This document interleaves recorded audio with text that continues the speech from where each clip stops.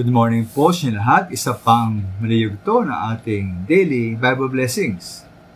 Pamagat po na ating araling ngayong umaga ay sino ang laging kasama natin?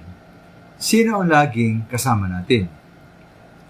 Meron ba tayong kasabihan na sabihin mo sa akin kung sino ang iyong mga kaibigan at sabihin ko sa iyo kung sino ka? Ito may totoo. Marinto po ito dahil malaki at malakas na impluensya sa atin ng mga taong kasama natin. Kaya kung sila ay matuwid at may tino, malamang tayo rin po ay matuwid at matino.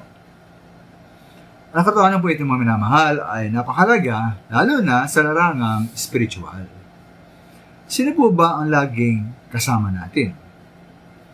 Isa pa sa pinakadakilang karakter sa Biblia ay si Haring David. At marami mga pagkakataon sa Biblia na sinabi kung sino ang kasama niya. Halimbawa po ay sa 2 Samuel 5:10, sabi roon, habang tumatagal ay lalo nagiging makapangyarihan si David, sapagkat sumasa kanya si Yahweh, ang Diyos na makapangyarihan sa lahat. Dahil po kasama ni David ay ang Diyos mismo na makapangyarihan sa lahat, siya rin David bilang hari ay lumago rin sa kapangyarihan. Sabi nga po sa 1 Samuel 18:14, na naman ang gawin ni David ay nagkatagumpay sapagkat pinapatnubayan siya ni Yahweh.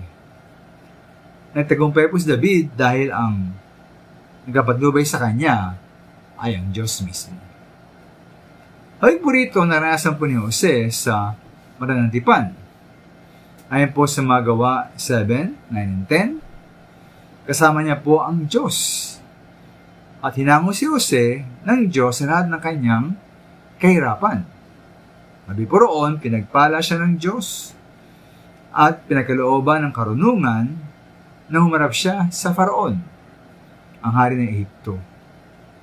Siya ginawa nitong gobernador ng Ehipto at tagapamahala ng buong sambahayan ng hari. Kaya mga tayo po bilang mga mananampalataya, kung nais nating pagpalain, nais nating magtagumpay, at yung putiyakin na ating palayang kasama ay ating Diyos. Kasama siya sa magitan ng panalangin, kasama sa magitan ng pag-aaral po ng kanyang salita, ang Biblia, pagsunod sa kanyang salita at kalooban, at kasama siya lagi sa ating tapat na paglilingkod bilang mga mananampalataya. Maraming salamat po.